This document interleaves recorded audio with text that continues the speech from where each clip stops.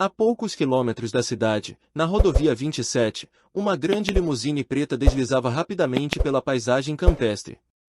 No luxuoso banco traseiro, um rechonchudo homem de meia-idade falava de negócios com a secretária, uma mulher alta e esguia de longos cabelos negros e tez pálida.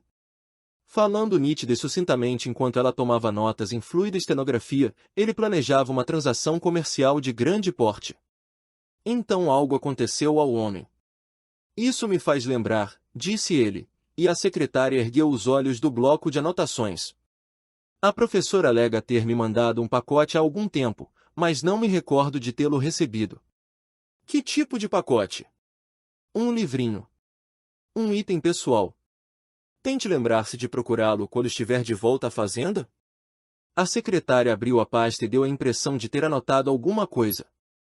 Na realidade, não escreveu nada.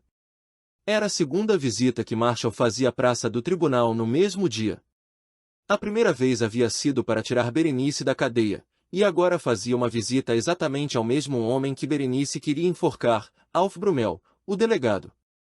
Depois que o Clarim finalmente foi para a tipografia, Marshall estava prestes a chamar Brumel, mas Sarah, a secretária de Brumel, chamará Marshall primeiro e marcará um encontro entre os dois para as 2 horas da tarde naquele mesmo dia. Havia sido uma boa jogada, pensou Marshall. Brumel estava pedindo tréguas antes que os tanques começassem a rolar. Estacionou no lugar que lhe era reservado na frente do novo edifício do tribunal e fez uma pausa ao lado do carro a fim de olhar para cima e para baixo na rua, avaliando o que restara da agonia da noite de domingo, a última do festival. A rua principal procurava ser a mesma de sempre, mas aos olhos perspicazes de Marshall a cidade toda parecia estar mancando, meio cansada, dolorida, morosa. Os mesmos grupinhos de pedestres geralmente meio apressados paravam, olhavam, meneavam a cabeça e lamentavam. Por gerações, Ashton se havia orgulhado do calor e dignidade do seu povo e se havia esforçado em ser um bom lugar onde seus filhos crescessem. Mas agora havia tumultos íntimos, ansiedades, receios, como se algum tipo de câncer a estivesse corroendo e destruindo-a invisivelmente. Por fora havia as vitrinas, agora substituídas por feios tapumes. Os medidores de estacionamento estavam quebrados, o lixo e cacos de vidro se espalhavam por toda a rua. Mas mesmo enquanto os lojistas e os comerciantes varriam o entulho, parecia haver uma silenciosa certeza de que os problemas internos permaneceriam, as dificuldades continuariam. Os crimes estavam aumentando, especialmente entre os jovens, a confiança comum e simples no próximo estava diminuindo, nunca a cidade estivera tão cheia de boatos, escândalos e fofocas maliciosas.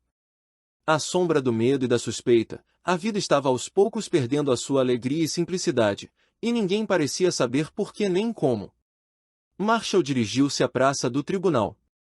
A praça consistia de 2 prédios, agradavelmente guarnecidos de chorões e arbustos, de frente para um estacionamento comum aos dois. Em um lado estava o elegante prédio do tribunal, 2 andares de tijolo à vista, que também abrigava o departamento de polícia e um porão um tanto decadente com seu bloco de celas. Um dos 3 carros policiais estava estacionado do lado de fora. No outro lado encontrava-se o prédio da prefeitura, de 2 andares e frente de vidro, que abrigava o gabinete do prefeito, a Câmara dos Vereadores, e outras autoridades. Marshall dirigiu-se ao tribunal. Passando por uma entrada simples e modesta marcada polícia, ele encontrou vazia a pequena área de recepção. Ele podia ouvir vozes vindas do corredor detrás de algumas das portas fechadas, mas Sarah, a secretária, parecia ter deixado temporariamente a sala. Não, atrás do balcão recoberto de fórmica da recepcionista um enorme arquivo balançava lentamente para frente e para trás, e grunhidos e gemidos vinham lá de baixo. Marshall inclinou-se sobre o balcão e deparou com uma cena cômica.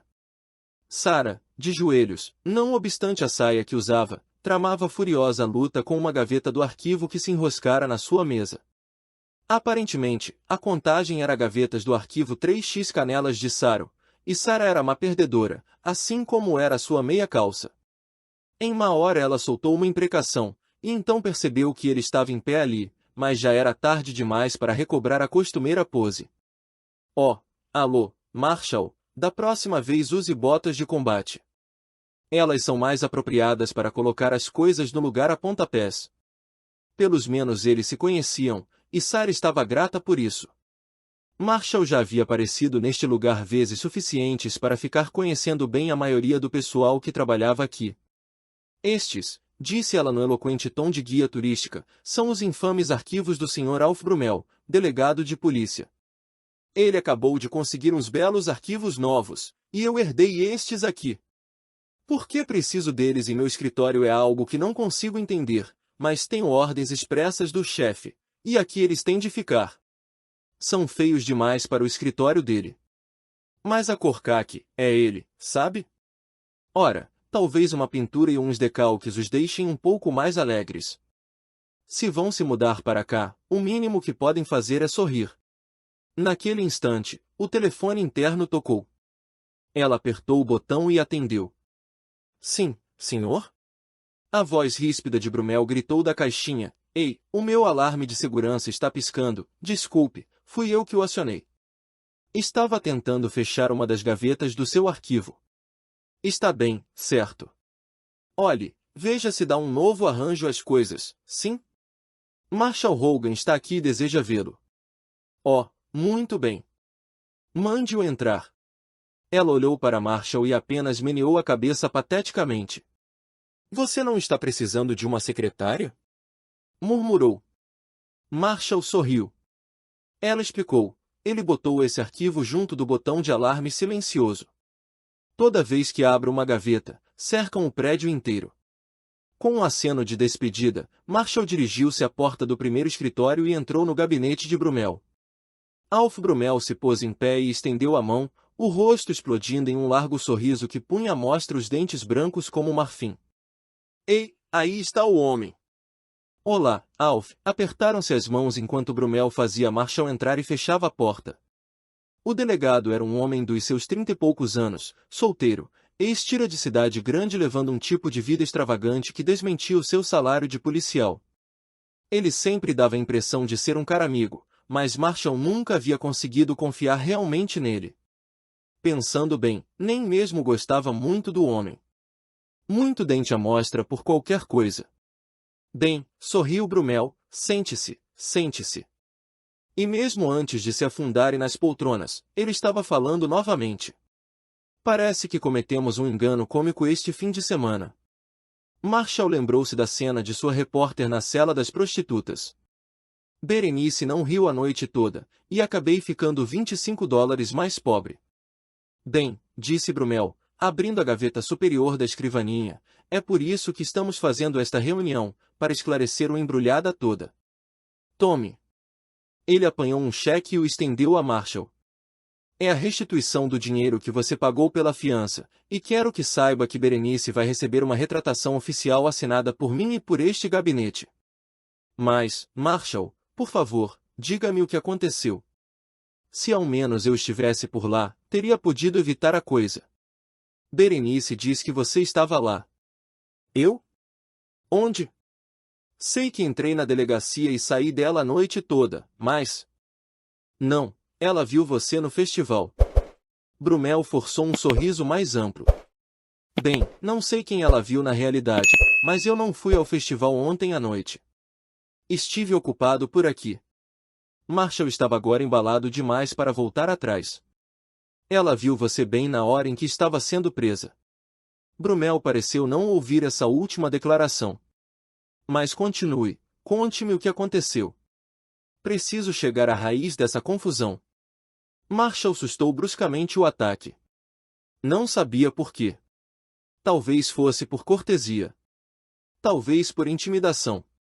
Qualquer que fosse o motivo, ele começou a desfiar a história direitinho, quase como um noticiário, exatamente da maneira que Berenice lhe havia contado, mas cautelosamente deixou de fora os detalhes incriminadores acrescentados por ela. Enquanto falava, seus olhos estudavam Brumel, o escritório, e todo e qualquer detalhe específico da decoração, a organização das peças do mobiliário, a agenda. Era quase um reflexo.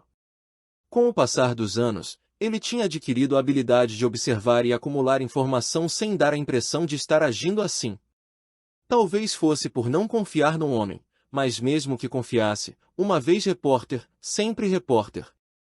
Dava para ver que o escritório de Brumel pertencia a pessoa exigente, desde a escrivaninha muito polida, muito em ordem até os lápis, perfeitamente apontados.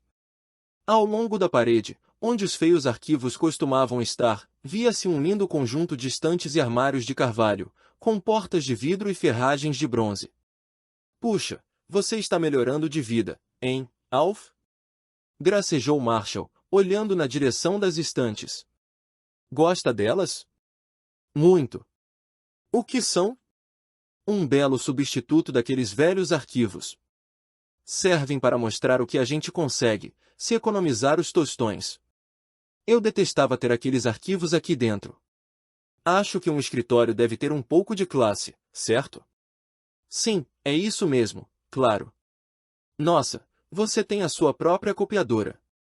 Sim, e estantes, mais lugar para guardar as coisas. E outro telefone? Telefone? O que é aquele fio saindo da parede? Oh, aquilo é para a cafeteira elétrica. Mas de que mesmo estávamos falando? Sim, sim, o que aconteceu a Berenice, e Marshall continuou a narrativa. Ele tinha bastante prática em ler de cabeça para baixo, e enquanto continuava a falar, correu os olhos pela agenda na escrivaninha de Brumel.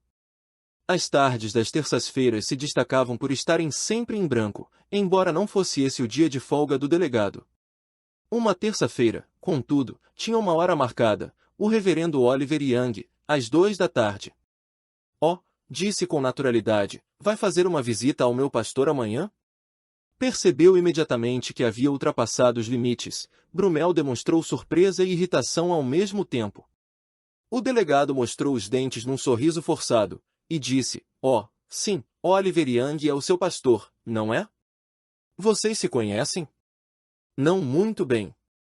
Já nos encontramos algumas vezes, profissionalmente, acho eu, mas você não frequenta outra igreja, aquela pequenina? Sim, a da comunidade de Ashton. Mas, continue, vamos ouvir o resto do que aconteceu. Marshall estava impressionado com a facilidade com que esse sujeito se perturbava, mas tentou não contestá-lo mais. Pelo menos, não por enquanto. Em vez disso, ele continuou a narrativa do ponto onde havia interrompido e arrematou-a com capricho, incluindo a ira da moça. Percebeu que Brumel havia descoberto alguns importantes papéis que precisava examinar, papéis que cobriram o calendário sobre a escrivaninha. Marshall perguntou, diga, quem foi esse tira cheio de si que não deixou Berenice se identificar? Um cara de fora, nem mesmo era do nosso pelotão local. Se Berenice nos puder dar o nome ou o número da insígnia, farei com que ele seja repreendido pelo seu comportamento. Veja, tivemos de trazer alguns auxiliares de Windsor a fim de reforçar as coisas durante o festival. Quanto ao pessoal daqui, nossos homens sabem muito bem quem é Berenice Kruger. Brumel proferiu a última sentença com um toque de ferocidade. Então, por que não é ela quem está sentada aqui ouvindo todas essas desculpas em vez de mim? Brumel inclinou-se para a frente com um ar bem sério. Achei que seria melhor falar com você, Marshall, em vez de fazê-la desfilar por este escritório, já um tanto estigmatizada. Suponho que você saiba por quantas aquela garota tem passado. Está bem, pensou Marshall, perguntarei. Estou há pouco tempo na cidade, Alf, ela não lhe contou? E você adoraria fazê-lo? Saiu sem querer, e doeu. Brumel afundou-se de volta na cadeira e estudou o rosto de Marshall. Nesse exato momento, Marshall estava pensando que não se arrependia do que tinha dito. Estou aborrecido, caso você não tenha percebido. Brumel iniciou um novo parágrafo.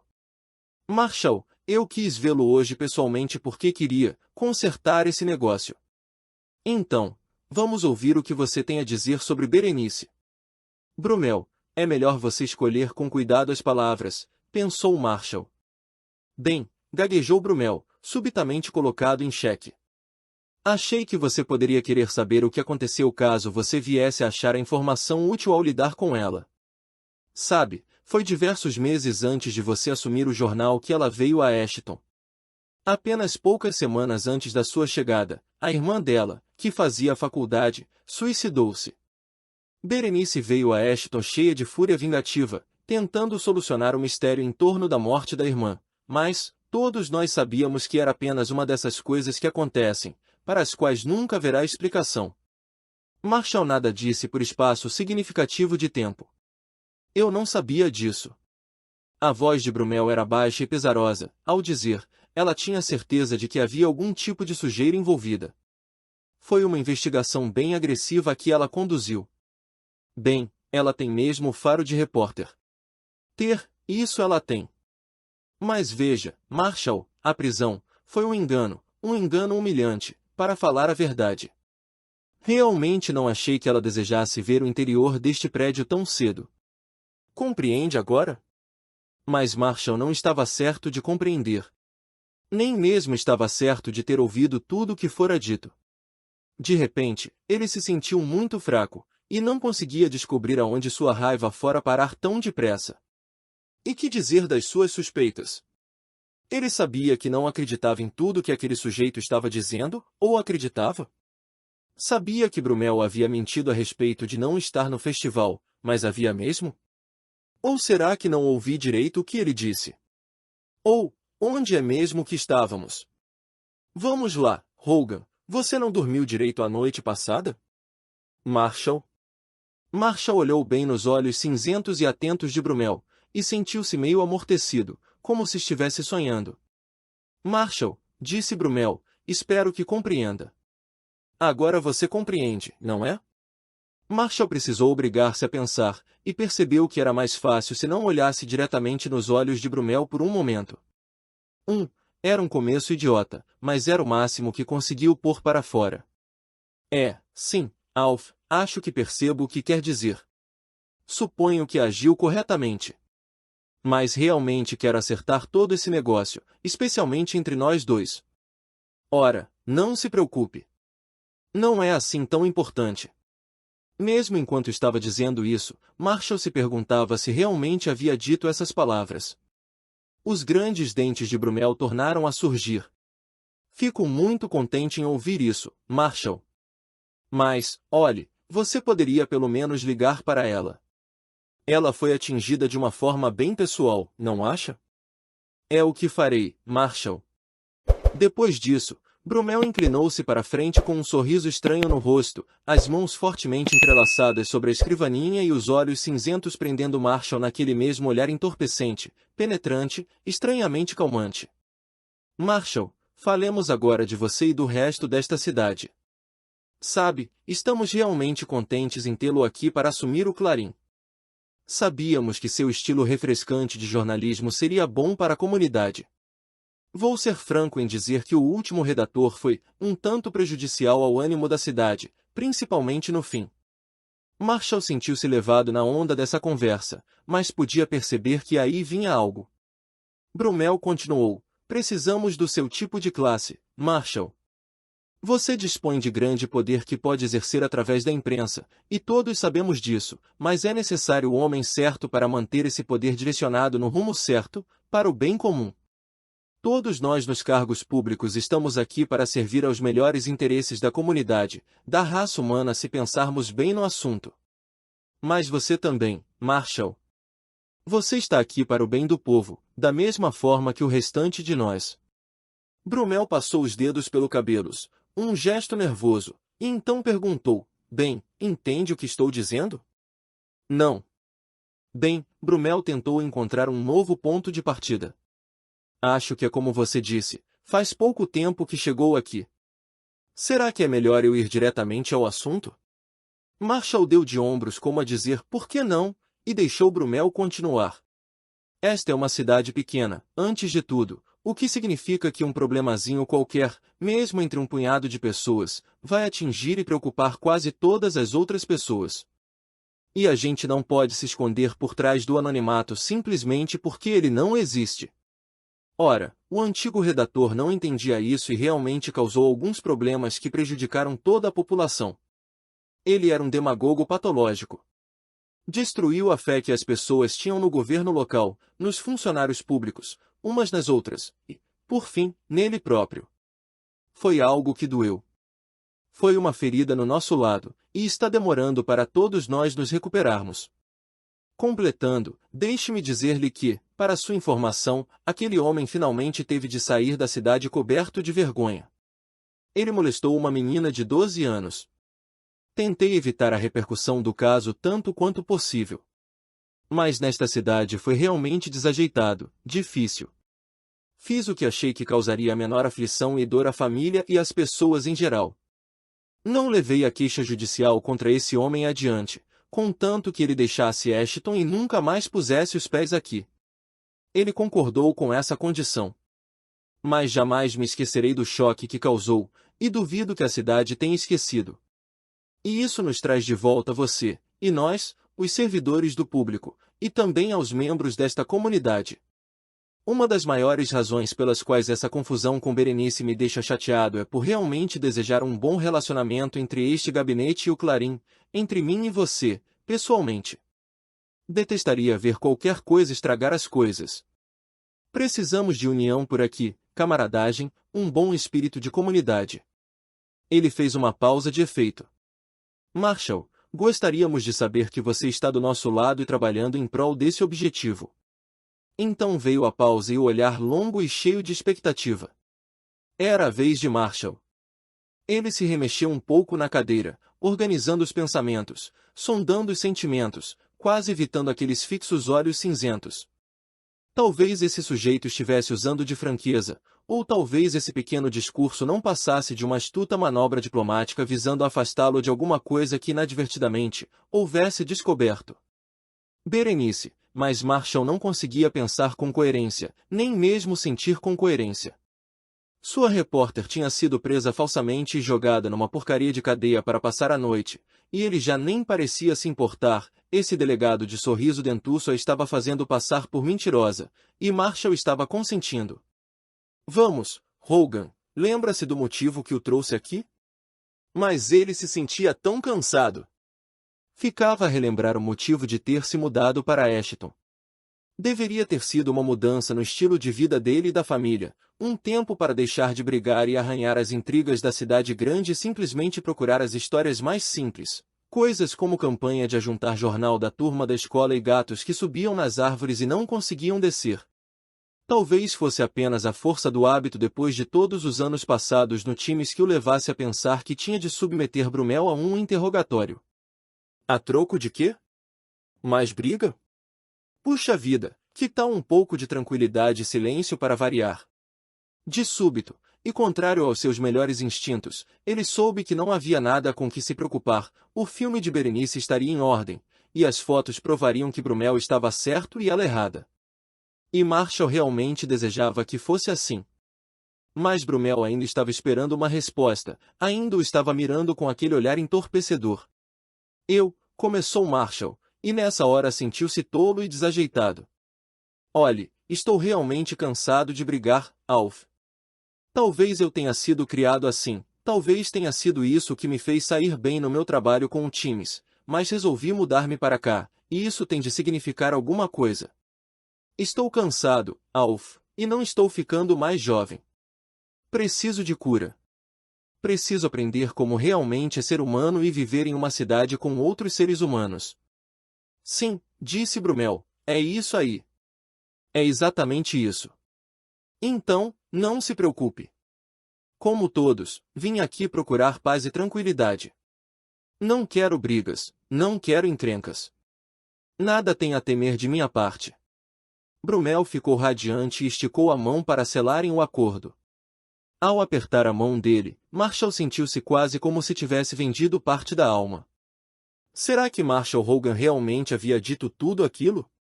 Eu devo estar cansado, pensou. Sem o perceber, ele se encontrava em pé do lado de fora da porta de Brumel. Aparentemente, seu encontro havia terminado.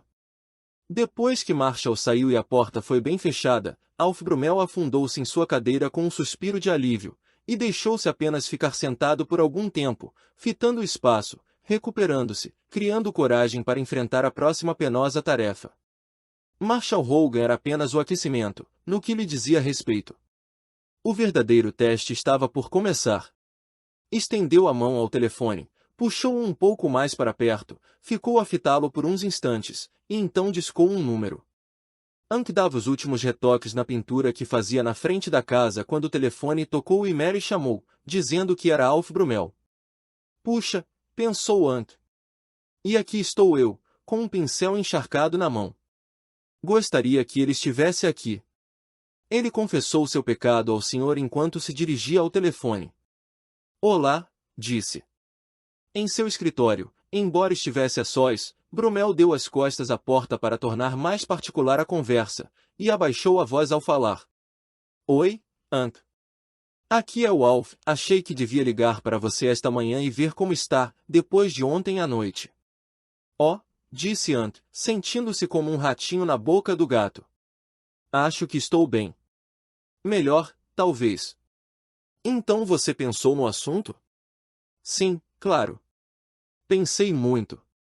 Orei a respeito, verifiquei novamente a palavra com relação a certas questões. 1. Parece que você não mudou de ideia.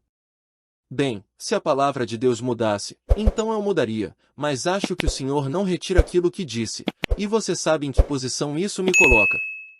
Hank, você sabe que a Assembleia Extraordinária será realizada sexta-feira.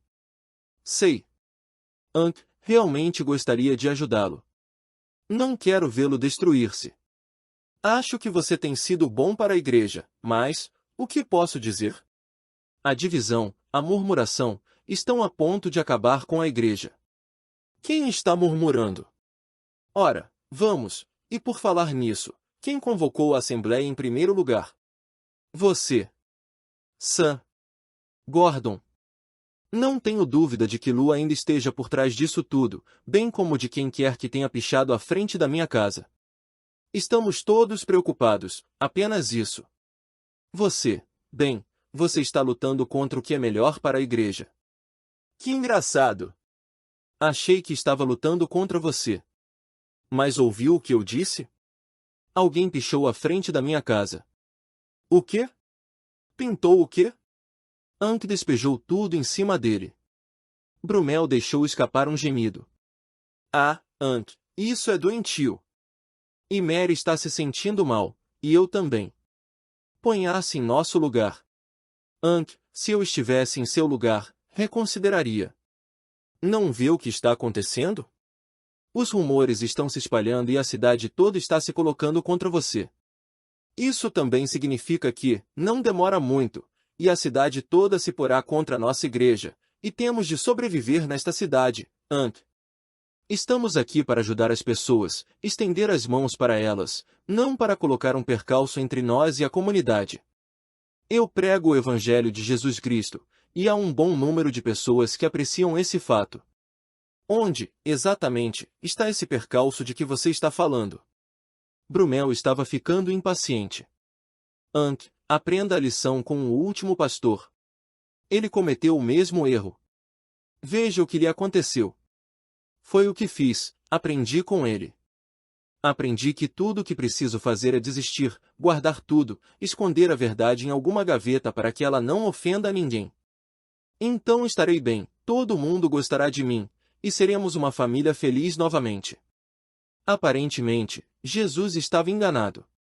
Ele podia ter conservado uma porção de amigos se tivesse omitido e feito o jogo político. Mas você quer ser crucificado. Eu quero salvar almas, quero convencer pecadores, quero ajudar aos crentes recém-convertidos a crescer na fé.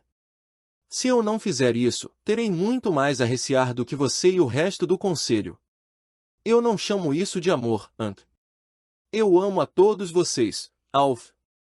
É por isso que lhes dou o remédio de que precisam, e especialmente no que diz respeito ao Lu. Brumel sacou uma arma poderosa. Hank, você já parou para pensar que ele pode processá-lo? Houve uma pausa no outro lado. Finalmente, Hank respondeu, não. Ele pode processá-lo por prejuízos, calúnia, difamação de caráter, angústia mental, e quem sabe lá o que mais. Hank respirou fundo e apelou ao Senhor, pedindo paciência e sabedoria. Você está vendo qual é o problema? Disse finalmente. É grande demais o número de pessoas que já não sabem, ou não querem saber, qual é a verdade.